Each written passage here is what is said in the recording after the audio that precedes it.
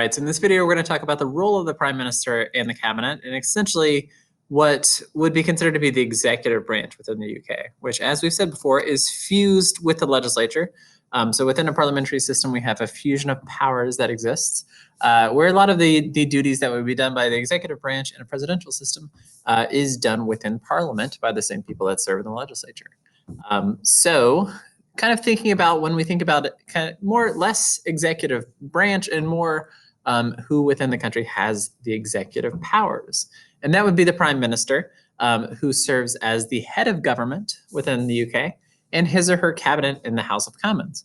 So we've talked about the structure of this before, but essentially the Prime Minister and his or her team of cabinet ministers essentially serve as the heads of individual departments of government, and essentially oversee the government bureaucracy, which is sometimes referred to as Whitehall, as opposed to Westminster, which is how the government is referred to.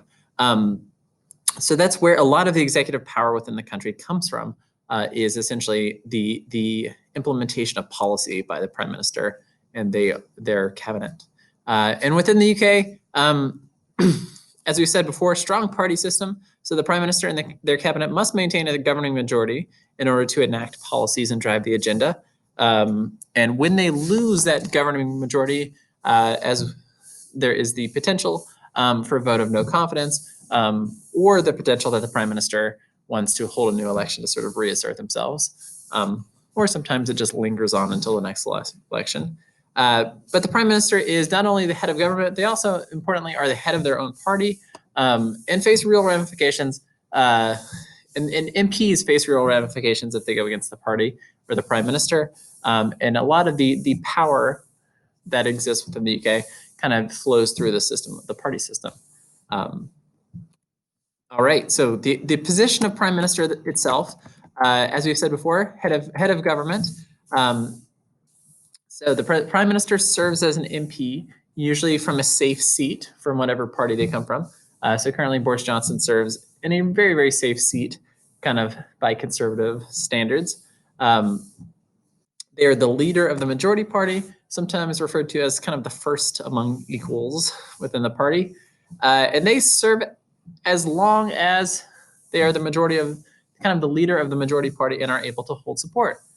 So for instance, Theresa May, who was the last Prime Minister, essentially never really, because of Brexit, never really was able to assert herself to the level of holding consistent support through her party, never could sort of manufacture a Brexit plan that was acceptable to both kind of the hard Brexit people within the Conservative Party and the people who wanted a more softer Brexit, and never was sort of able to navigate that. Phone just went very well. So she ultimately, after a long period of just kind of hanging out there, finally resigned the prime ministership, and Boris Johnson was chosen in kind of within a party vote. So like we said, kind of it's interesting in that a lot of this takes place within the structure of political parties. So the Prime Minister has to be an excellent communicator, and really is the symbol of both Parliament and the country, and is usually sort of a hardened veteran of the House of Commons, a really good debater. They have to get on TV every day, every week, and conduct Prime Minister's questions just about.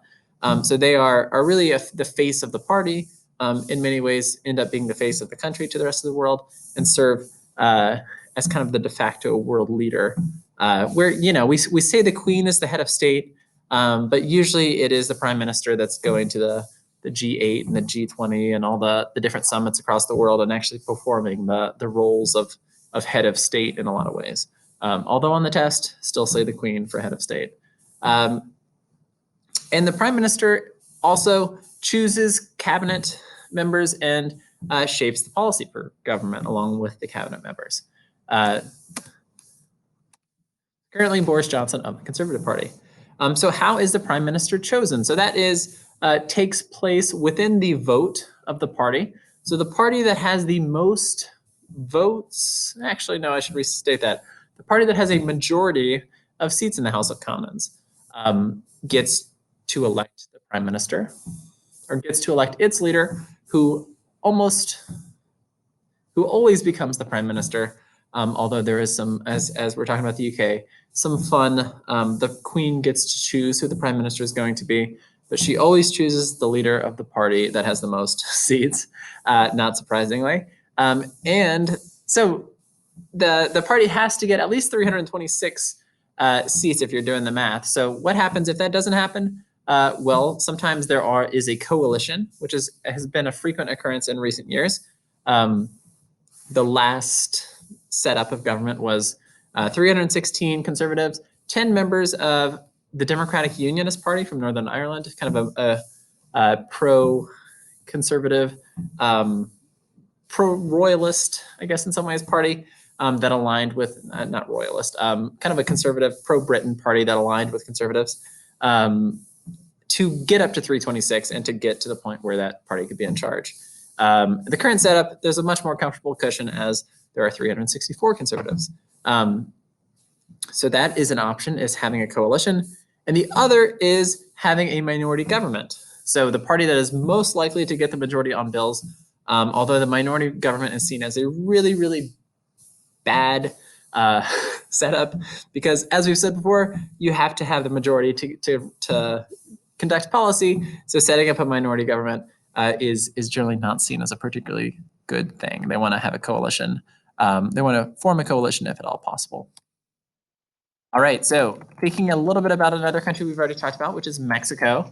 And really, Mexico, as we've talked about before, has so many comparisons to the US that kind of we're comparing in many ways is the leader of a parliamentary system and the leader of a presidential system. So the kind of thinking about some of these direct comparisons, the Prime Minister of Britain served only as long as he or she remains the leader of the majority party or coalition. So technically speaking, there is no term limit for the Prime Minister, even though they do have to stand for elections at least every 5 years. So that could be seen in some ways as a little bit of a term limit, but technically speaking, no term limits. Whereas in Mexico, we have the strict 6-year term limits called the sexenio. The Prime Minister is elected as a member of Parliament, whereas the President is directly elected first past the post style in a presidential election.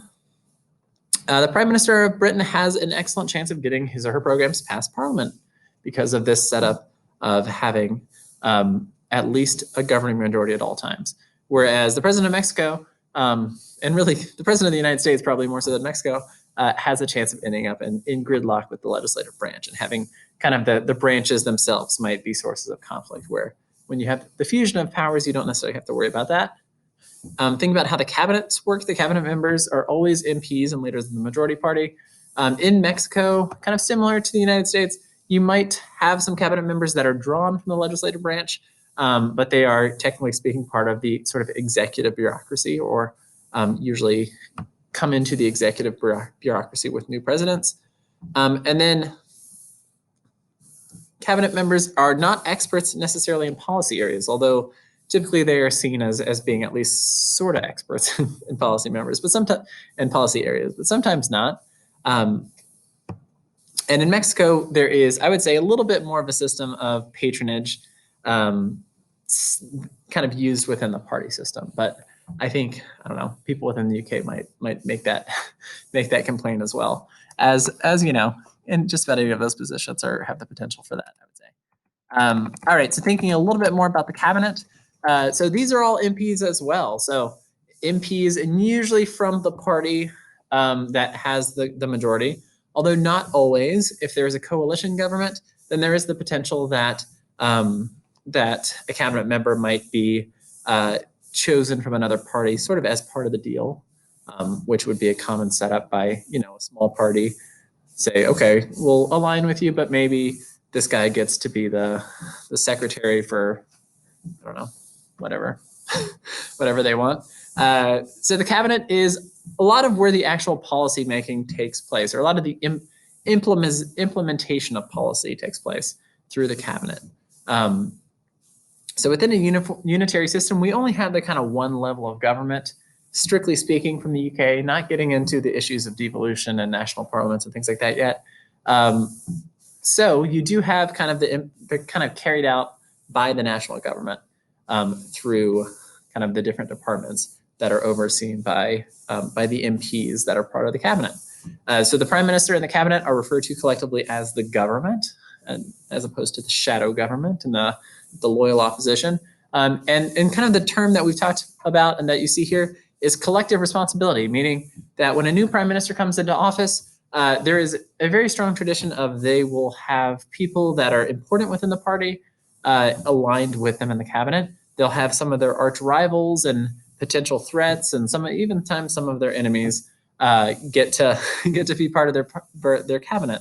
And the reason is they want to, first of all, ensure that there is public support from the PM's decisions, kind of by all different parts of the party.